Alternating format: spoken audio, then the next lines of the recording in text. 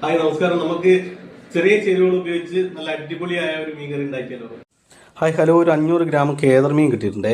അപ്പോൾ നമ്മളൊന്ന് മുളകിട്ട് വറ്റിക്കുന്ന ഒരു പരിപാടി, ഒരു കറിയാണ് ഉണ്ടാക്കുന്നത്. അപ്പോൾ അതിന് വേണ്ടിയിട്ട് മീൻ നല്ലതുപോലെ കഴുകി വൃത്തിയാക്കി വെക്കുക. അതുപോലെ തന്നെ കുടംപുളി നല്ലതുപോലെ കഴുകി വൃത്തിയാക്കി വെച്ചതിന് ശേഷം നല്ലതുപോലെ തിളപ്പിക്കുക.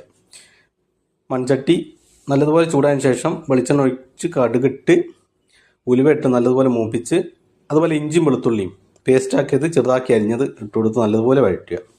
അതിലേക്ക് ഒരു 3 ടേബിൾ സ്പൂണ് മുളക് പൊടി, അത് മിക്സാണ്, കാശ്മീരിയും അതുപോലെ സാധാ മുളക് പൊടിയും മിക്സ് ചെയ്തത്.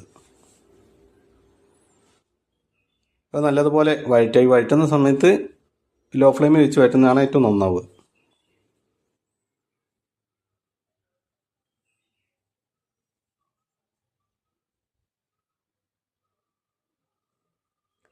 നല്ലതുപോലെ വഴറ്റി അതിന് ശേഷം നമ്മൾ കുടംപുളീൻ്റെ വെള്ളം, തിളപ്പിച്ച കുടംപുളി വെള്ളമാണ്, അത് പൂർണ്ണമായിട്ട് ഇതിലേക്ക് ഒഴിക്കുക.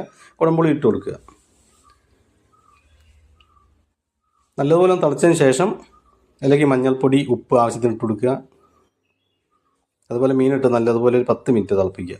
പിന്നെ കറിവേപ്പില, കുറച്ച് വെളിച്ചെണ്ണ കൂടി ഒഴിച്ചു കൊടുക്കുക. എന്നിട്ട് ജസ്റ്റ് ഒന്ന് മൂടി വെച്ച് ഒരു കുറച്ച് നേരം കൂടി ഒന്ന് തിളപ്പിക്കുക.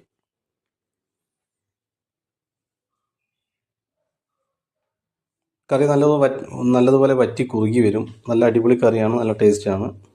നിങ്ങളൊന്ന് ഉണ്ടാക്കി വെക്കുക. കാരണം നല്ല കുറുകിയിട്ടുണ്ട്, വെള്ളമൊക്കെ വറ്റി.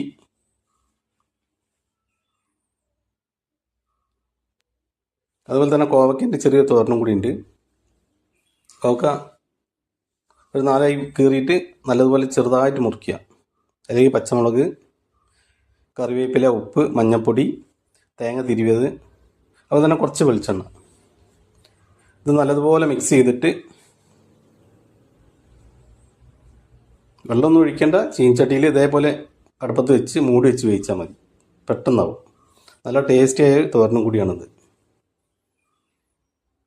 നിങ്ങൾ ഉണ്ടാക്കി വെക്കുക, നല്ല ടേസ്റ്റാണ്. ഇഷ്ടപ്പെട്ട കമൻറ്റും ലൈക്കും ചെയ്യണേ.